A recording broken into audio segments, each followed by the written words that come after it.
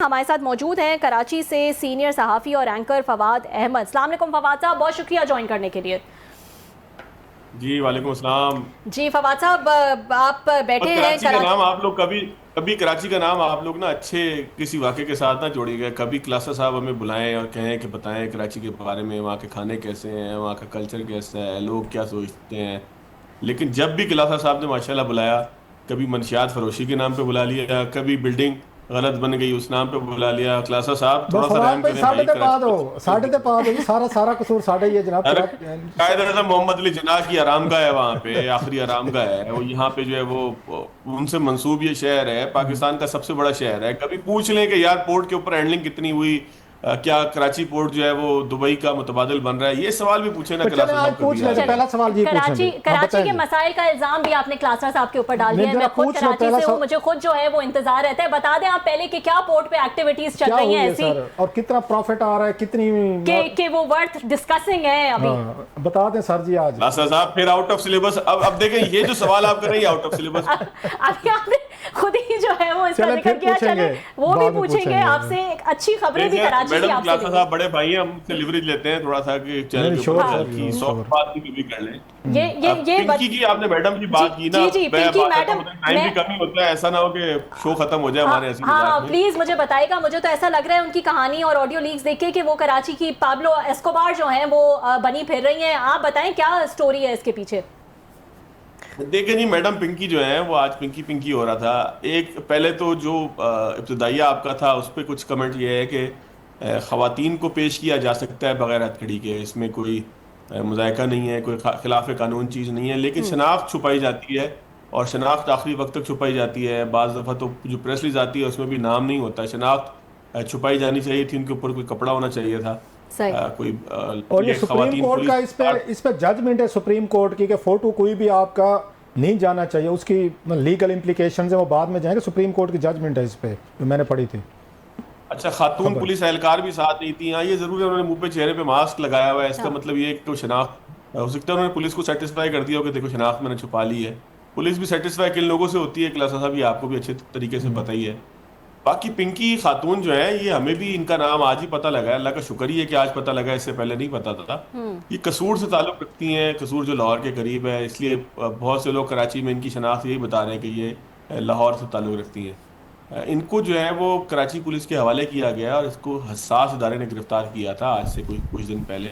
अच्छा और फिर उसके बाद जो है वो गार्डन पुलिस के हवाले किया गया। गार्डन की शनाख्त ये है कि वो जिला जनूबी का एक इलाका है जो लियारी के बिल्कुल साथ लगता है। जी तो लोग लियारी के नाम से आसानी से पहचान जाते हैं। गार्डन और लियारी बिल्कुल ही आप समझ लें कि साथ ही एक आबादी है। पुलिस एहलकार जो बेचारे मुअत्तल हुए हैं, सस्पेंड हुए हैं, जो भी उनके साथ हुआ है, मैंने रिपोर्टर से कहा, मैंने कहा उनकी कोई तस्वीर वगैरह दिखा दो यार ज़रा, मैं देखूँ सही कौन से पुलिस एहलकार थे। उसने कहा उन्होंने शाम से ही ना अपना फेसबुक और जो व्हाट्सएप प्रोफाइल था उसके ऊपर से तस्वीरें हटा दी हैं, तो उनकी कोई तस्वीर भी नहीं मिल पा रही। अच्छी बात है, उनको भी बदनाम नहीं होना चाहिए, उन बेचारों का शायद इतना बड़ा कसूर नहीं था।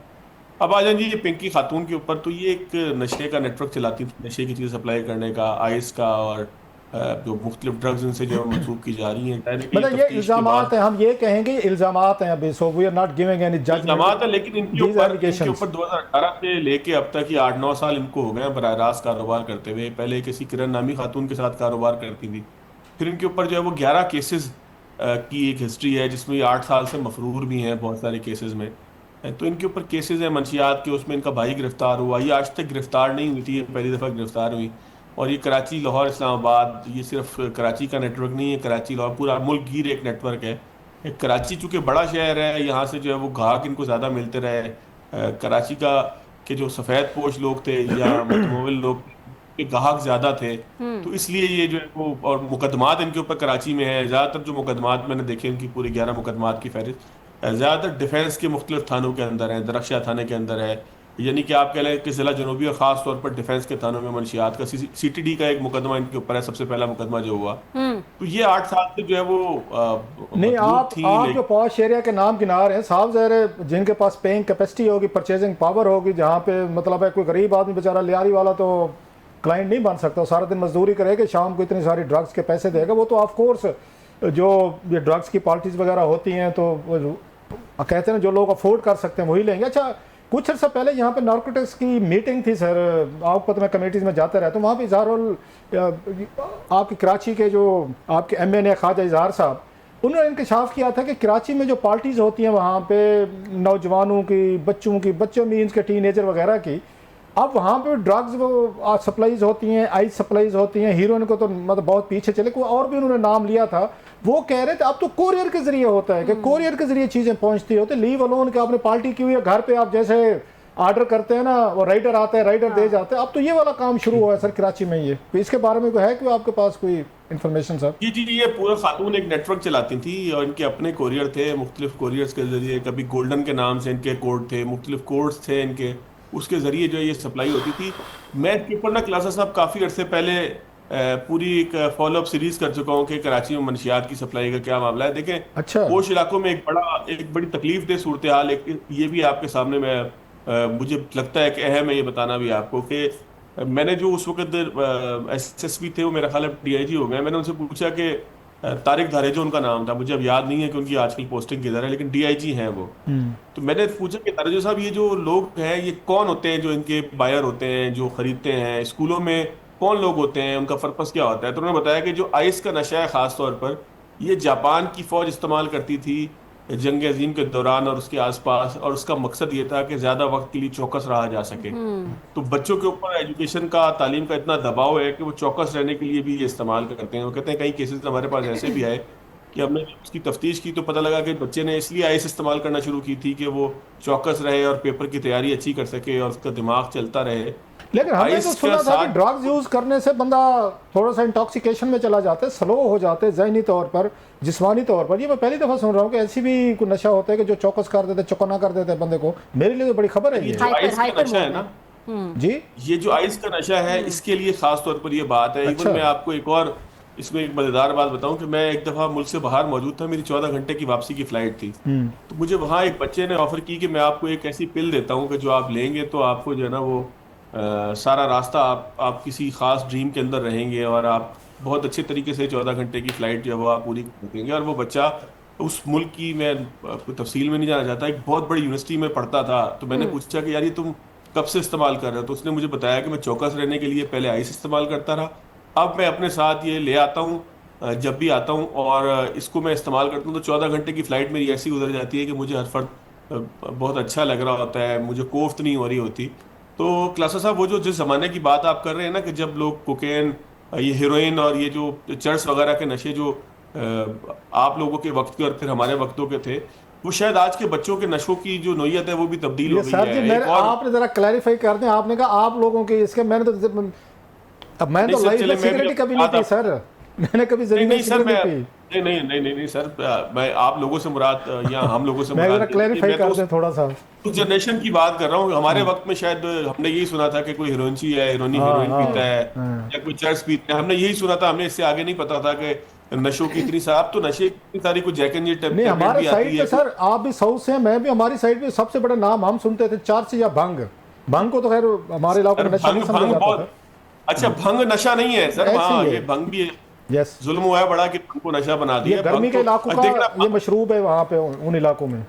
हाँ जी, ठंडा करके, वो इतनी गर्मी होती है वहां पे, दरिया किनारे लोग पड़ जाते हैं, भंग पी के फिर आराम से वक्त गुजरता फवाद है। साहब, आप समझिए कि फवाद साहब, एक इम्पॉर्टेंट क्वेश्चन मैं आपसे यहाँ पे पूछना चाहूंगी कि ये जो हम बात कर रहे हैं, हमने कहा जो एलीट क्लास है, जो अफोर्ड कर सकते हैं वही लेते हैं, लेकिन और हर दफ़ा जो है ये गैंग सामने आते हैं। मुझे ये बताइएगा कि क्या इनके ऊपर कोई कार्रवाई की जाती है? क्या ये बाद में पकड़े भी जाते हैं ये नेटवर्क्स, या फिर इनके पीछे कुछ ऐसी ताकतें होती हैं कि इन तक हाथ डालना जो है वो मुश्किल हो जाता है? क्योंकि ये ऑडियो लीक तो बता रही है, आपने कहा इतने केसेस हैं, फिर भी इस बंदी की जो मुबैना ऑडियो लीक है उसमें जो कॉन्फिडेंस नजर आ रहा है, उसने कहा है कि हमने पूरे कराची में अंधेर डाला हुआ है, पकड़ सको तो पकड़ लो। देखिए, ये सारा जो कॉन्फिडेंस है ये बेसिकली उस काले धन की वजह से है कि जो इनके पास मौजूद है, उस नेटवर्क की वजह से है। आपने किसी को मंशियात सप्लाई की होती है, किसी को कोई और बेनिफिट आपने दिया होता है, कहीं पर आपने पैसा लगाया होता है।